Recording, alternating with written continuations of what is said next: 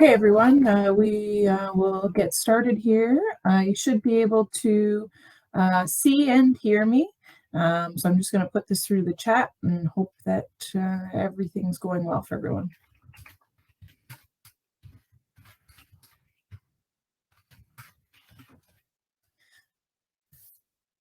Appreciate everyone bearing with us as we just make sure we've got everything set up for everyone here today. So as I mentioned a few minutes ago, my name is Alex Barlow. I'm the Director of Programs here at the Canadian Food Innovation Network. Today we'll be going over our new program, FoodTech Next or AlimenTech Next. If you are from the French-speaking parts of Canada and you're hoping today to see this session in French, we do have some translation happening with a tool called Worldly. We also, I will just share right now into our chat just the links for where you can find our program documents and things like that. And they are both in French and English. And we also have this presentation up in English. If you do have questions throughout the session, please feel free to post them into the chat, and I will save time at the end to go through all of them or go back to anything and address any areas you may want me to discuss further. So why don't we jump right in. So if you are new to CFIN, then we're a national not-profit. We are a member-based organization. Membership to our organization is free, and we have been created with the aim of stimulating transformative and transferable innovation across the Canadian food sector. So for us, the food sector, we're looking more at food tech, food from farm gate onwards. There are some similar organizations to us looking at agri-tech and farm level activities. So we're really focused moving beyond that. But as we know, the supply chain is quite connected. So we're connecting the Canadian food ecosystem to fresh ideas. I'm just having some comments that people can't see anything. So we'll just take a second and see. You just want to make sure that you are in the sessions on the left-hand side panel and that you are on the main page. So hopefully that should sort everyone out. So we're connecting the Canadian food ecosystem through our programs, but also through our online platform, Yodl, to sort of fresh ideas, insights, and to help food companies understand what's happening in the world in terms of technology. So what do CFIN members care about? To be honest, a very broad variety of things. Innovation touches many different areas of our business, right from processing novel ingredients, but also more and more these days into packaging, the purchasing experience, more and more different paths to market. So there are a number of areas of innovation that we're quite interested in and that could apply to this potential program. And, we do see a real wide variety in our membership. The truth is the food industry is complex, but also diverse. And there's a lot of really amazing technologies happening on all these fronts. So what is FoodTech Next? FoodTech Next is one of 3 programs being offered by CFIN at this time. We have our Food Innovation Challenge. We currently have an application open for that around plastics and the reduction, replacement, or recycling of plastics in the food sector. We have our Innovation Booster. We ran 4 intakes for that program this year. It's currently closed until later this year. We'll be announcing next year's intake dates. And FoodTech Next, this is our final program. And here we're looking to support projects where we are looking to demonstrate new technologies in a food environment. So you might have a new food solution or technology. You're looking to demonstrate it in a food environment. And, that's a new product, a technology, service, or process. But of course, your customers usually don't want to buy these things unless they can prove that this technology actually will deliver the type of ROI or results that you believe it will. So CFIN's looking through the FoodTech Next program to support pilots, to support the build of, say, a pilot piece of equipment, to put it in a food environment, and then run that testing and get that data that's required to prove that you can have the impact you want to with your technology. So really, this program is about showcasing Canadian innovation, generating those first demonstration opportunities that enable the advancement and commercialization of your IP, of your technology, of your solution, your product, etc. This is a program, the ideal applicant is going to know what they need to do to validate and sell their technology. They've done that work to get it to at least a proof of concept, and now they need to move through the piloting stage, whether in a lab or an operational environment. They want to do that in the food sector. So we're looking for you to look to pilot your technology in a food plant, in a restaurant, in a distribution center, again, any of those sort of post-farm gate environments where you want to then put that piece of equipment or technology into. We want to see from ideal applicants that there's a clear business plan, a market rollout strategy, but of course there's costs to piloting solutions. And so we want to help you with that. You should have a potential customer or a good idea of who your ideal customer is who could validate. So if you're building a new piece of robotics for the meat industry, you should be able to quantify in your application who that meat customer is that you're looking to target. So for example, I'm really looking to target a mid-size meat manufacturer who packages deli meat, or I've got a deli meat manufacturer who's very interested in piloting my piece of equipment.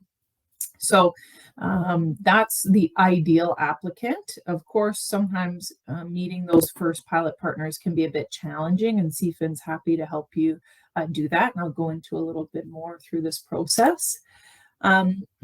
Who's eligible? So first, to be eligible for any of our funding programs, you have to be a CFIN member. Signing up for membership is fairly simple. It's done on our website and it is free. So certainly encourage anyone who's not a member to go and do so. To qualify for this program, you do need to have less than 1 million in annual sales in your most recently completed fiscal year.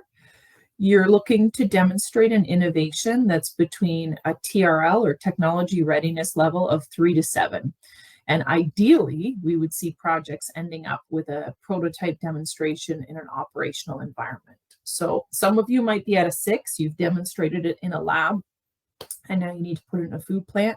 Some of you might be at a strong proof of concept, and you need to build that very first demo unit in order to test in a lab. All of those sorts of activities are eligible, but it's about creating that viable product and getting it out for testing. The innovation must focus on a post-farm gate solution, so not focused on agricultural activities. So if the main benefactor of your technology is a farmer, whether it's in a greenhouse or in livestock applications or crop horticulture, those are not eligible for CFIN funding. We're looking at post-farm gate. It can go anywhere from leaving the farm to getting onto a consumer's plate. So it could be about piloting something more in the retail stream. It could be about food service. It could be about food manufacturing. There's a lot of space to play in that area. The innovations need to have been developed in Canada with Canadian incorporated firms. So if you have some amazing technology, for example, developed in the UK, and your intent is to bring the first unit to Canada, that unfortunately won't work in our program. We want that the tech is, available here in Canada. It was developed here in Canada and is owned by Canadians.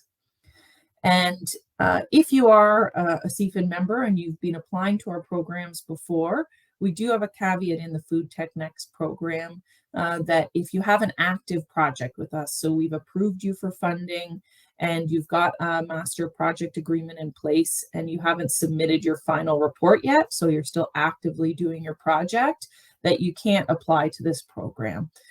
Part of that is because we just received a great number of submissions and we want to make sure that we're able to support companies and make sure that we can have that benefit to as many members as possible. And the other, of course, is especially for an early stage company, sometimes delivering on multiple priorities at once, especially multiple funding priorities at once, plus raising money, plus doing all these other things. We believe that can be a bit distracting. So if you're an active recipient of our funds already, you're not eligible for this round of the program. But this will probably very likely be something that will return in the future. What kind of thing is eligible? So something to be aware of with this program is that we are looking for, applicants who are proposing to develop either a new industry process, a new product category, new knowledge, or a new application of science. So sometimes we get submissions for the development of a new food product. So for example, a new protein bar or a gluten-free product or a new soy-based, meat replacement product. Please be aware, those sorts of development or iterations of a product within an existing product category, something that's already fairly common in the marketplace, won't be eligible for this program. So you've got to have either, new industry processes, things like new automation, new use of sensors, IoT, etc. A brand new product category, so something completely novel, new knowledge, and then new application of science. Those are some key things we're looking for. And to be honest, I think really most of you who are looking to do a pilot or a demonstration usually are trying to sell a solution that fits very well into this. But a product development initiative in an existing category is not going to be eligible for this program. Of course, as you've already seen, we've got a real wide sort of coverage area. From farm gate to consumer's plate is a big space. What kind of innovation priorities is CFIN focused on? You'll find these priorities in all of our programs, and they're not necessarily a fully exhaustive list, but they're areas in which we're quite interested in. And our first one is smart product and process development. So here we might look for food as medicine or new wellness benefits, that whole emerging space, such as cultured proteins, green proteins, precision fermentation, but also processes, labor shortages. How do we address that with robotics, digitization, automation, AI, processing technologies that address quality, energy, or productivity? So obviously we've got, some interesting ingredient areas there, but then also new process technologies, new food manufacturing processes. The food ecosystem sustainability, fairly obvious. That's where we get into food waste reduction, that's circularity, value recovery. Packaging is a huge area of interest, and then even the adoption of clean tech within the sector to reduce water, energy, and carbon usage. And then lastly, agile and safe supply chains. So that could be anything around logistics, supply chain digitization, consumer and customer analytics, food safety, food security, IoT, and all the digital applications into food chains, blockchain and traceability. So, three fairly large topic areas that you can fit into.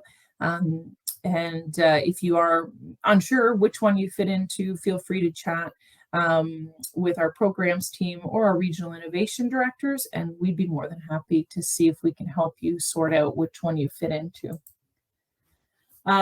In terms of project eligibility, projects under FoodTech Next must be identifying a specific piloting or demonstration opportunity for a technology or solution that is yet to be commercialized.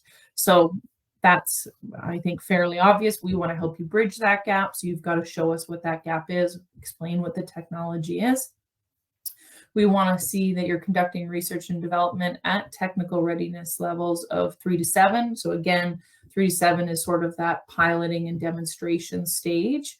And in our program guide, we have a full overview of the technology readiness levels. You can find them, and I'm going to chat about them actually on a slide a little further in. We're taking applications now. We're looking to start projects in the early new year, January 3rd of 2023. And we're looking for projects that will be 18 months in length at most. And we're looking for applications to be led by the technology or solution developer. So you've got to own or create intellectual property to be demonstrated and piloted throughout the project. So we're looking to see that you own this tech, you're the developer, that again, the IP was created here in Canada. Of course, when you're piloting something, you're usually in need of a partner. Maybe not always, but often. You've got a test bed or someone who's going to put this in their plant or in their retail location to test it out, get you that user data and experience so that you can inform either your next iteration or your further path to commercialization. So obviously, we allow partners in our FoodTech Next program. So we expect that they'll most likely be food sector players, and they will be required for you to ensure that these pilots and demonstrations are taking place in operational environments.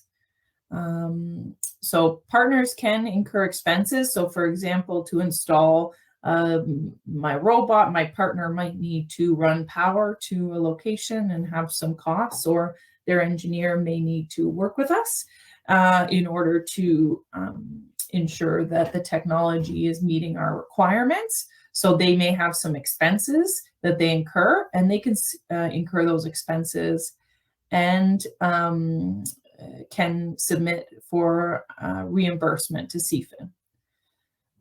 So at the letter of intent stage, which is a fairly simple, initial application, we do ask applicants, do you have an idea of who your partner is, and have you developed any potential partnerships? And if you have begun doing some of that work, fantastic. If you have an early idea of who your ideal partner is and you're looking for help, it's certainly something we can explore to see if we can assist in identifying potential partners. And if you are called forward to a full application, that's when you're expected to have your partners identified and sort of on board to participate. So that's when those discussions should be coming a little more serious. How much funding? So CFIN provides their funding as a grant. We do up to 50% of the project costs, and the maximum we'll give on a FoodTech Next project is $250,000. So you'd be looking at a project worth somewhere between $200,000 and $500,000 for this program, and then we'll give half that. Do understand that with CFIN, we provide our funding on a reimbursement basis. So you've got to bridge project costs. We can't provide advances. And so that's something you'll want to think about when building your project. Your partners can contribute some cash. You can have revenues, up to $1 million. You can have investment, et cetera, to help you fund the pilot. And if you are successful and you do secure funding from CFIN, something to know about us is that any of our approved projects do pay a non-refundable project management fee of 5% of the total project costs that are eligible for CFIN funding. So if you build a $500,000 project, you secure funding at 50%, there will be a fee from us in terms to then, manage that project and allocate you that funding. And if that's a new model to you, reach out to us. I'm happy to describe it. It is something that is happening more and more often these days. in the funding spaces. So how do I apply? So there's a two-stage application process for this program. First, you're going to do a letter of intent or register your project and submit a pitch deck. Your pitch deck, we have some elements that we want to see included in it, and we have that in the program guide, which I popped into the chat, and you can find on our website. If you are brought forward to a full application, you will then submit a full proposal, which is still fairly short. It's 5 questions at 500 words. And what we just want to see then is a work plan and a detailed budget. And that's so that we can, if we choose you, give you a contract that outlines all your eligible costs and all of that. As I mentioned, to apply to this program, you do need to be a CFIN member. That membership is free. It's actually done on really an individual basis. So you're welcome to have multiple members of your team become, members with CFIN. And our program application is linked on our website, but it's through our online grant management tool as well.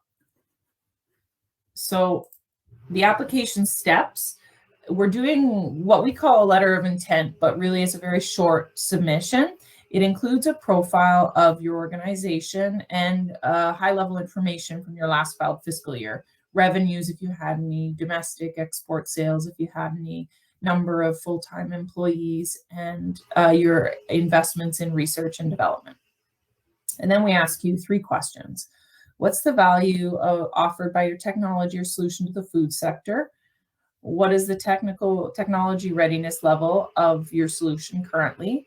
And what kind of food sector firm are you looking to partner with for your demonstration or pilot? And do you have a partner identified? We also ask you to give us your elevator pitch, 100 words or less.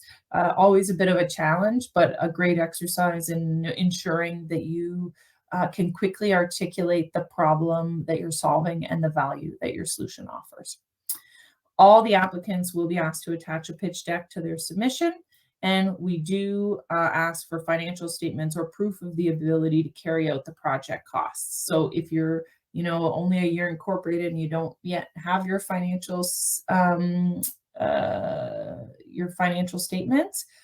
that's okay. You can give us other proof. It could be a term sheet, things like that. We ask that for a couple of reasons. One is just to ensure that you can meet the bare requirements of the program and to validate your eligibility in terms of sales. If you're invited forward in about 4 weeks from receiving the letters of intent, we'll invite companies forward, and then there'll be a full application, which is really a project budget, a work plan, and answers to the 5 questions. Detail your solution achievements to date, provide an overview of the proposed project, describe the innovative and transformational aspects of the solution. What's the benefits to your partners and the wider industry if you're successful, and what steps are next for your organization if the project is successful. And, I think some good things to understand. I mean, CFIN is here to support innovation in the food sector. We want to see that there are strong transferable benefits to other businesses, and that's why we ask questions like these. And I'll think next touch on the dates and then our scoring rubric and what some of these things mean for us. So applicants are encouraged to submit a completed letter of intent via our application portal by 11:59 EST on Thursday, October 20th, 2022. So still a few weeks, over 2 weeks to do that. Like I said, very short answers and a pitch deck. Applicants invited to submit a full proposal will then be asked to do so by just before the Christmas holidays. And under this intake, we're looking for projects that would start no earlier than the return in early January and can be up to 18 months in length. And for this event, or for this program, we'll actually be running a live event with an in-person session in February of 2023, and we'll be bringing the winners to that session as part of their approval. So kind of an exciting return to live events as we all sort of come back post-COVID. So how are we scoring these things? This is in our program guide, but for the initial round, of course, we're looking at, is there an underlying science or technology component that is transferable beyond just the pilot partner to other potential customers? So is your pilot just about this one customer and you're going to solve that problem and the buck ends there, or will this be able to move forward? Does it align with our innovation priorities? So we talked about all three of those earlier. Does the applicant have a good understanding of the TRL levels? Have they accurately detailed their TRL level, and does it align with our eligible categories? And then in terms of target market, have they identified the demographics and the proposed value of their solution? Have they identified potential partners, and does the partner or the potential partner group they've identified, would that strengthen and accelerate the project? Does the applicant's elevator pitch address their audience's need, explain the solution, and compel the listener to action? And then we do score your pitch deck. And like I said, in our program guide, we do have a full overview of the kind of things we'd like to see. They're fairly standard pitch deck items. So I don't think if you've ever built one, you'll be too surprised by what elements are there. You might tweak it slightly. Of course, you're welcome to do so. So we've got 30 points allocated across some elements there. And then the last element is our regional innovation directors. We have 5 of them. Some of them are on our call today across Canada. We'll interview the applicants from their regions to assess the firm readiness, that your potential partner is a fit with our CFIN members, and that your project aligns with the CFIN priorities. And then that will result in your total score, and top scoring submissions will then be invited to do a full application, which of course has different questions, and then as a result, different scoring. You'll see here, I went over a little bit these elements when I was talking about the process, but something to keep in mind, is that these scoring elements are in our application guide, but also you can see these the recommendations on how to answer these questions in our application guide as well. Biggest points going to, you've got a strong work plan, that you've got some clear objectives, you've outlined your costs, your partner is being, their role is being identified, and that your team skills have been identified as well. So we can see you've got a plan, it's reasonable, it's well thought out, and your team has the skills to take the project forward. So 20 points to that endeavor. Innovative and transformational aspects of the solution. So you've explained to me how it's different than the competitive landscape. You've shown that you understand what areas of your project or technology are novel, and you've identified whether or not there might be any IP and how it could go beyond, what would result from the project. And then the benefits to the sector. So you've identified a challenge or opportunity in the food sector. It's not being addressed by existing solutions. You've identified good solutions. So don't just say, my solution is going to save my partner time and money. Let's be more detailed than that. What's the problem you're addressing? Okay, well, today, no one runs a full line because they can't find labor. And so our packaging solution will reduce labor requirements for most mid-sized bakeries by 20%, moving from 16 people to X. Or I'm going to address wastewater issues in the beverage sector, and my solution will address overstrength issues and reduce costs to business by $50,000 a year, etc. These are all just silly examples, or maybe not so silly, but the point is quantify them. What do you think the impact will be? Of course, you're going to be validating them through the demonstration, and so you may not know exactly, but in all these answers, think very clearly and try and get some good information around what are the actual problems, even if they're best guesses.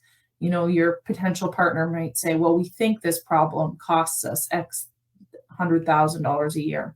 That's a great metric. It's better than save time and money or reduce energy costs. We want to understand the metrics, and I think to be successful, you need to be able to communicate that early on in those kind of numbers. So those are the major point areas. Of course, next steps, benefits to your firm. Have you developed a good work plan, a good budget, and that you've got some good.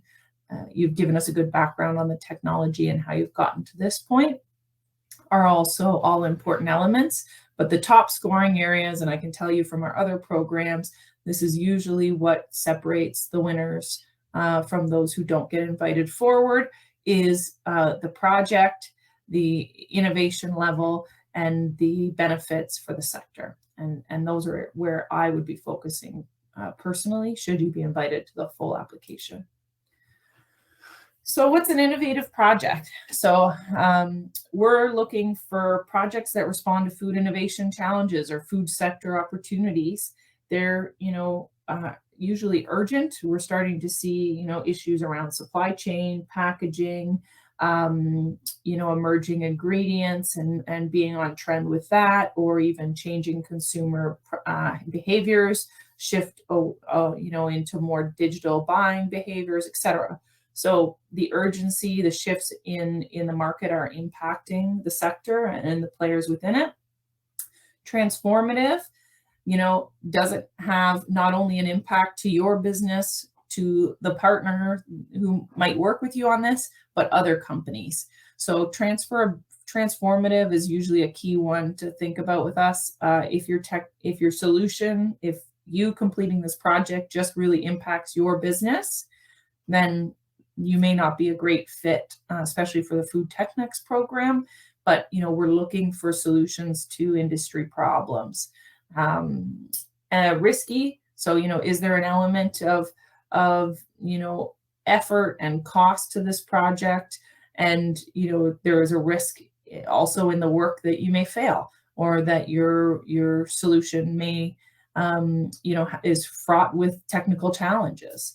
And then necessary and urgent, I think those two things fall hand in hand, but we're looking for things that have impact, that are valuable to the sector and to your firm, that are repeatable and could develop mutual benefit beyond just your firm. So benefit to the wider sector. So CFIN always just funds research, development, and demonstration. However, under FoodTech Next, we're really looking at industrial demonstration projects or demonstration projects. So we're looking for those TRLs 3 to 7. Ideally, a project finishes at 7. We've got a built unit. We're testing it. Fantastic. But we may see projects working more at a 5 or a 6, and that's also okay. So the famous TRLs. We've got a characteristic proof of concept at level 3. That's the earliest you can start with us under this program. 4 is we're validating it in a lab environment. 5 is a relevant environment. And then the last is, 6, 7 are starting to move, where we're moving beyond, a lab environment into simulated operations. And then 7 is true operations. So here, for example, if I use the robot again, I might have a good concept of design or my initial sort of Gen 1 system, but now I need to test it through wash down processes, or in collaboration with other operations of the line I want to install it on, etc. So again, those sort of later stage demonstration activities, as far as we can get through that process, is what we're interested in seeing. Eligible costs. So these are fairly true to our entire programs. All of our funds cover these same eligible costs. We will be asking you, if you're invited forward, to build out a project budget and give us some estimates around what you think these things will cost. Your first piece is your eligible costs are around direct labor. When you're building out salaries in our programs, it is for the technical staff time on the project. Your software and engineering team, for example, that's the eligible staff. Your R&D staff, those who are actually doing the technical advancement and work, testing, etc. Your consultants and subcontractors. So if you have someone building a unit for you, your direct materials, so you need to buy all the sensors or whatever components are required to build your test unit. Equipment, if you need a certain piece of equipment in order to build the demo unit, or even part of the system is a piece of equipment, that's also acceptable. Land and buildings is something we probably will get into less so, but land and buildings cost could, for example, be an electrical improvement at your partners in order to accommodate your demonstration unit. It's not likely to be you buying a facility or renting a facility under this program, A, because of the limited budget, but B, because it's really just about getting to that demo. And then travel, so going to the partner site, traveling to meet a vendor, things like that. We provide a 55% top up on any salaries in the project to cover overhead. So this is where we cover C-suite wages, administrative labor, rubber gloves, hairnets, office supplies, your hydro, etc. We limit this total payout to 15% of the budget. You cannot include C-suite wages in your salaries and direct labor line items. So even if you're a small business and you have a CTO who's involved in the project, I will fund them through the indirect cost coverage. I cannot cover them under salaries or direct labor, even if you're a small team and their work truly is technical. C-suite labor is a hard rule for us, and it's something we see very often in our submissions, and it's not eligible under the salaries or direct labor line item. So we will cover it. We tack on some extra to your budget for those kind of costs. Same thing with your project administrator or your financial bookkeeper doing the claims for this program. We give you money for that through the overhead costs, through the indirect cost coverage. It's not eligible under the salaries or direct labor. All the eligible project costs to be incurred by everyone has to be specifically necessary to carry out the approved project activities. So if we can't see that it's specifically required to get the job done, you may get some questions from us about why it's in your budget. And full overviews of what is eligible is found on our program guide on our website. I do recommend reading our cost eligibility. It's about 2 pages and will give you a really good understanding of what we will fund. Of course, when we're talking about technology demonstration with research and development, often a question that comes up is intellectual property. Obviously, you generally, as a solution provider, will want to own that. CFIN also wants you to own that. So we will not own or have any stake in intellectual property created from our funded projects. However, we do have some rules. That's the same rules we operate under in our contribution agreement in the funding that we have from the federal government, which is that IP deriving from our projects must remain in Canada for a minimum of 5 years after the end of the project funding agreement, unless otherwise approved in writing by the minister on a case-by-case basis. Doesn't mean you can't license the technology, doesn't mean you can't sell it, but if the ownership of that intellectual property is to leave Canada, you will need permission from the minister in order to do so. What we want to see is that the IP that our funds are used to create or demonstrate is transferable in the sense that we are creating new capabilities, technology made in Canada that serves the food sector, not only here in Canada, but globally. So we're looking for a project where IP will be disseminated or is available to industry. And that goes across all our programs, but I think it's especially true in FoodTech Next, and usually why you're looking for demonstration support and why you want to demonstrate these things in an operational environment is to prove that there is value to the sector. What about stacking? Yes, we do allow for stacking. Up to 75% of the project costs can be sourced from government funds. So if we give you 50, you can pull another 25% from IRAP or from another organization, MyTax, etc. We are interested in knowing what other funds you're leveraging, and we do ask you that in the application. But you are welcome to source funds from elsewhere. 25% of the budget that you outline does have to come from industry cash. That could be a small payment from your partner. It could be investments. It could be cash in your business. It could be a loan from the BDC. It could be revenues. It's up to you. Quite often, I think what we'll see is that partners are contributing a small portion of cash towards the project. But if you're looking to understand if something you want to do fits our rules or not, again, our regional innovation directors, as well as our programs team, would be happy to chat with you about it. I was going to say one more thing on this, and it's just left my brain there. Yes. SHRED tax credits. I often see them listed in our applications. Just know that's not really a source of government funding, so you don't have to tell me about that. So you want to apply, now what? So as mentioned, all program details are posted on our website under programs. You'll see FoodTech Next listed there. And then on that page, you'll see an apply button, apply now button. You'll go to our application portal. Once you've logged into that, you'll see a button that says funding opportunities. Click that and you'll see FoodTech Next listed. And our program guide, which is posted in both official languages, outlines the eligible costs, the key rules. Everything I've covered here today is from the call guide, but also the application questions, how to answer them, and the scoring rubric is there. And so you've really got all the tools you need to put this together. The initial submission, as I mentioned, is fairly light. We've done it on purpose that way. And so we encourage you to submit.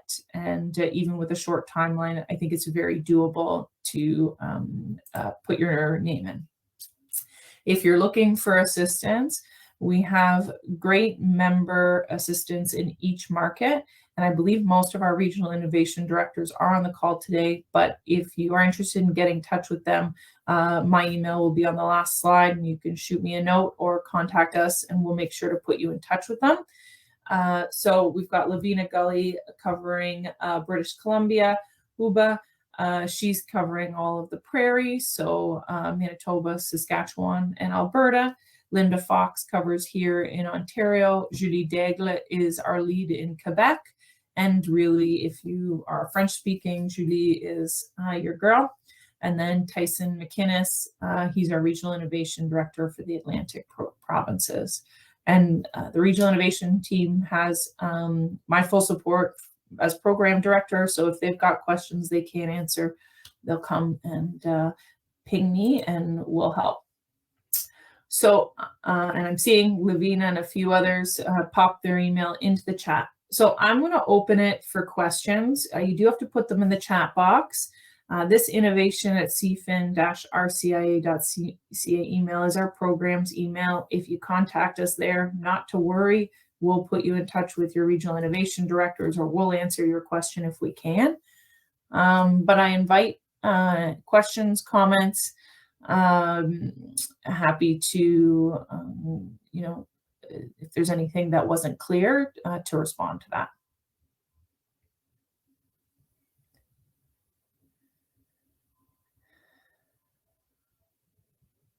Thanks to all the regional innovation directors. You guys are awesome, sharing your contacts in the chat.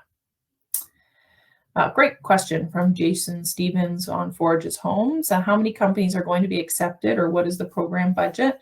For our inaugural year, we've allocated $1 million for this program. So for this round, it will probably be, I expect, 5 projects, 4 to 5.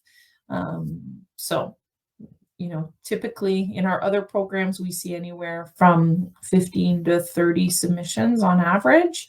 So, hope that gives you some context. I have no idea what we'll see on this, being a brand new program, and 16 days to the close of the intake.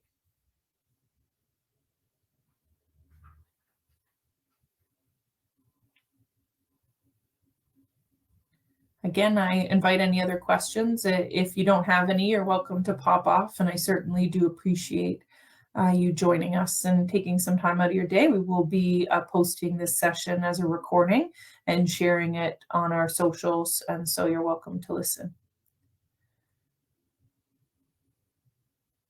Oh, interesting question. I had a question from a member who couldn't be here today, from Linda. Do you have to have a partner, or can one company be both sides of the equation? I suppose you could be both sides of the equation. You could be both the test environment and the lead innovator. The question that then you might run into, or the challenge you might run into with that, is what's the transferability? So if you're just solving your own problem with technology that you've developed, that's great. But something you'll want to ensure is clear in your submission is what happens after you solve this problem. So you prove the technology, we helped you do it, but you'll remember a big chunk of our scoring comes down to how does this impact the wider sector. So the company should be able to explain, that they're taking that knowledge and that proof that technology out to market beyond just their business. So if it's about you developing your own solution, solving your own problem, and keeping that secret so that you have a competitive advantage, it's probably not an ideal fit for CFIN funding. You might want to look at some other programs because we want that transferability, and that's 20 full marks in the scoring. But really good question, Linda, and it is possible that we would have both.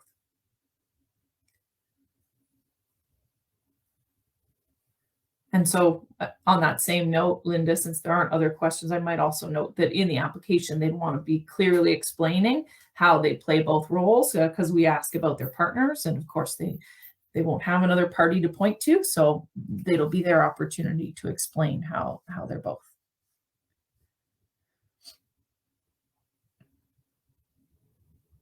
I've seen a few of you begin to leave, and totally fine. As mentioned, we're in the question portion. So welcome some additional questions, or reach out to our innovation or to our regional innovation director, so we can certainly help you understand if this is a good home for your project. We're keen to see what kind of technologies we see come in. As I'm seeing a lot of thank yous and not a lot of new questions, I'll take another minute here before wrapping up. And again, really appreciate everyone joining us today, and some great questions. It looks like everyone managed to sort the bulk of their technology challenges out. And if you did miss any parts of the session, we'll be posting it as mentioned. So I'll call it at that. Thank you everyone for joining us. Really appreciate you taking the time.